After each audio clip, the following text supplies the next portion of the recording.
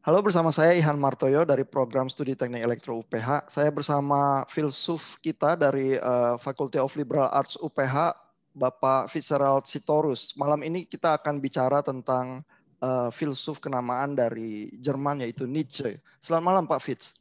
Selamat malam Pak Yohan. Nah, kita langsung saja ya ke dalam pikiran Nietzsche yang cukup terkenal bahwa dia bilang bahwa Tuhan itu sudah mati begitu ya, dan kata-kata itu ditaruh di dalam mulut seorang gila ya, di dalam bukunya Gay Science atau Fröhliche Wissenschaft. Nah, itu yang dimaksudkan oleh Nietzsche itu apa Pak sebenarnya Pak? Terima kasih, itu pertanyaan yang baik untuk mengawali Nietzsche ya, diskusi mengenai Nietzsche ya. Memang itu kalimat Nietzsche yang paling terkenal. Tuhan telah mati, kita telah membunuhnya gitu ya. God is tot, wir haben ihn getötet gitu ya. Nah, tidak mudah untuk menafsirkan sebenarnya apa maksud Nietzsche dengan pernyataan itu ya. Sebagaimana aforisme Nietzsche itu menulis dengan aforisme ya, kalimat-kalimat atau alinea pendek ya, sering bertentangan satu sama lain, kontradiktif ya, tanpa koherensi ya. Lalu di dalam salah satu buku dia seperti tadi Pak Ihan katakan, dia mengatakan Tuhan telah mati gitu ya. Lalu dia mengatakan itu juga melalui mulut seorang gila yang berjalan pada siang hari di pasar dengan membawa pelita gitu ya, obor gitu ya.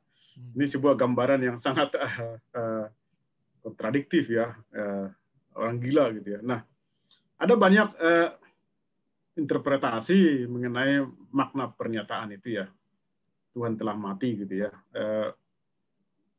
Tetapi kita bisa dengan menghubungkan atau menempatkan frase itu dalam keseluruhan atau dalam karya-karya Nietzsche secara umum ya, kita bisa menafsirkan apakah yang dimaksud dengan Tuhan di situ gitu ya.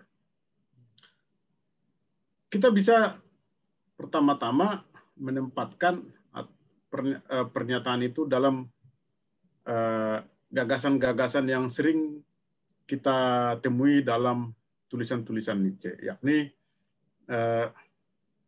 kritik dia terhadap segala bentuk kepercayaan, ya. Kritik dia terhadap segala bentuk keyakinan. Jadi dia mengkritik segala bentuk keyakinan ya, yang atau kepercayaan atau pegangan ya, yang dimiliki oleh katakanlah manusia gitu ya. Jadi karena menurut dia manusia-manusia yang masih membutuhkan pegangan itu, entah itu agama atau Tuhan atau sains atau filsafat atau tradisi atau moralitas, pokoknya segala jenis pegangan itu dikritik oleh dia karena menurut dia itu adalah tanda kelemahan manusia. Jadi dia tidak ingin manusia itu menjadi lemah. Dia ingin manusia itu menjadi berani untuk menghadapi kehidupan gitu ya. Nah, cara untuk membuat agar manusia itu berani menghadapi kehidupan yang chaos, yang tanpa keteraturan, ya, yang ya sagen terhadap kehidupan, mengatakan ya terhadap kehidupan yang chaos itu adalah dengan cara memutus atau membunuh ya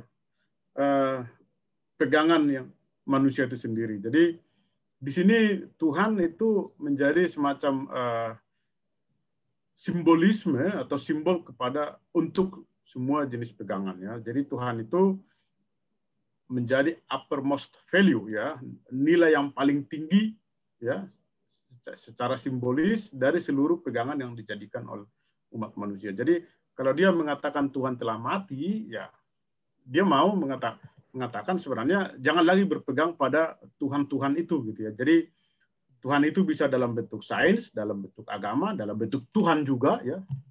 Tuhan dalam agama-agama monoteis atau Tuhan dalam bentuk moralitas dan segala macam. Jadi Tuhan itu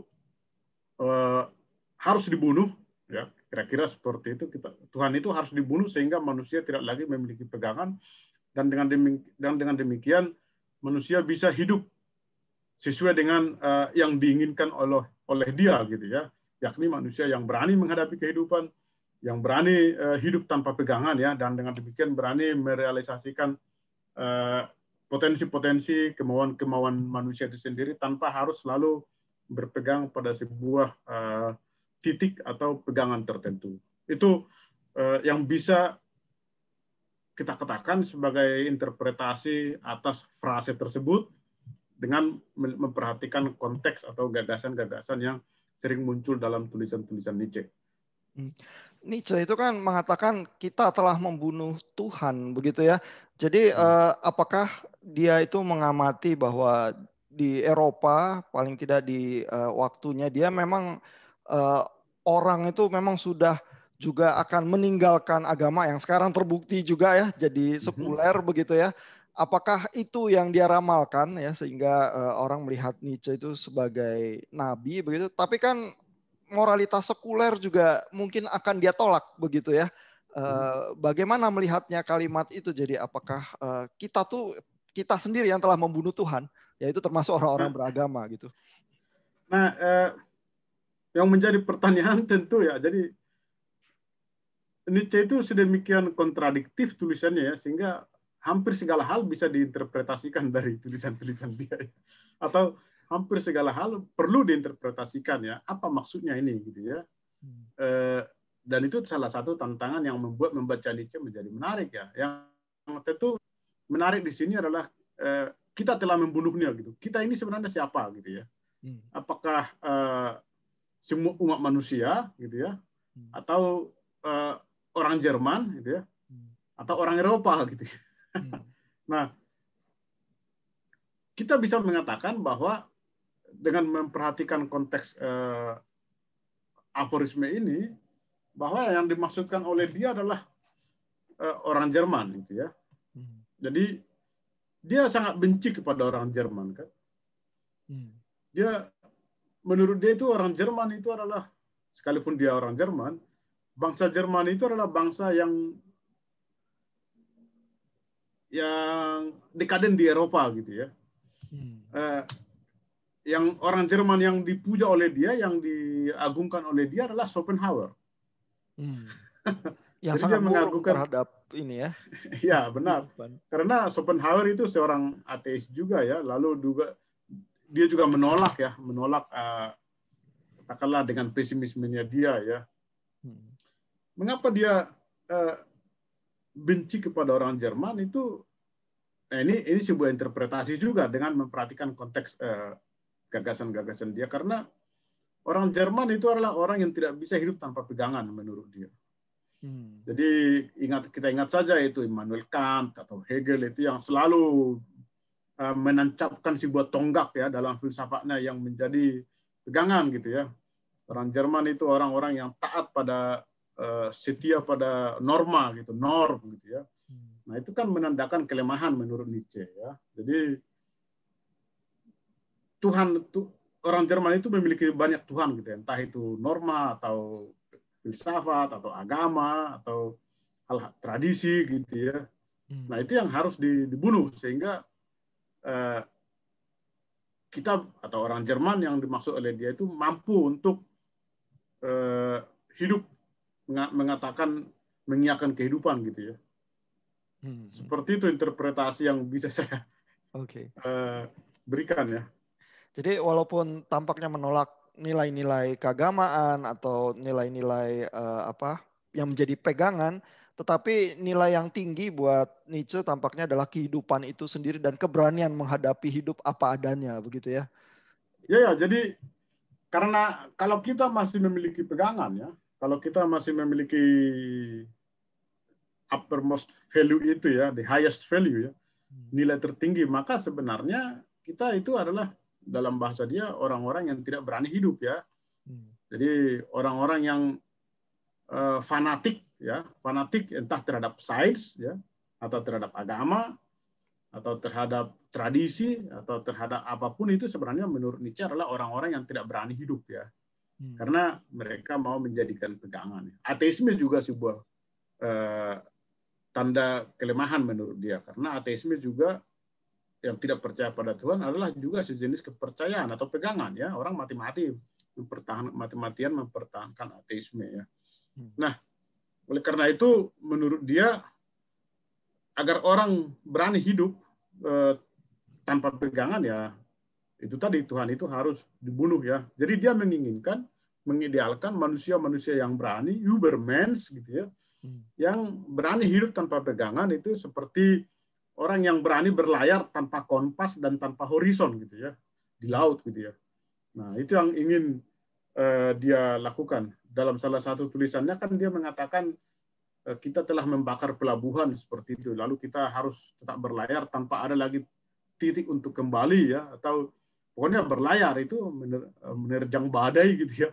Nah, tanpa kompas dan tanpa haluan itu ya. Jadi kita harus ya menjadi manusia-manusia yang berani menurut dia. Ya, jadi memang benar itu bahwa dia apakah tepat dikatakan mengidealkan kehidupan tertentu, ya bisa juga ya, dengan tipe manusia yang Ubermens itu. Tapi untuk bisa seperti itu, pertama-tama Tuhan harus dibunuh.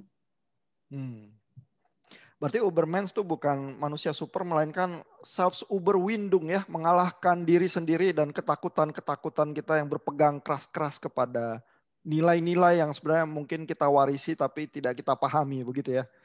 Ya, jadi agar orang, jadi Ubermens itu sebenarnya menjadi semacam tipe ideal manusia yang diinginkan oleh dia ya. Artinya orang yang berani hidup ya, melampaui diri sendiri ya. Orang yang tidak ikut-ikutan gitu ya, tidak memiliki pegangan, melainkan ya self-Uberwindung itu ya. Itu. Jadi itu tipe manusia yang diidealkan oleh dia, yang menjadi penting ketika pegangan itu telah dibunuh gitu ya. Nah, kalau kita bicara tentang konteks Indonesia, lalu manusia masa kini di Indonesia, kira-kira kalau kita baca pikiran Nietzsche yang seperti itu, apa yang kita bisa terapkan ya? Nah, untuk konteks Indonesia, barangkali ya yang sangat aktual sekarang ini adalah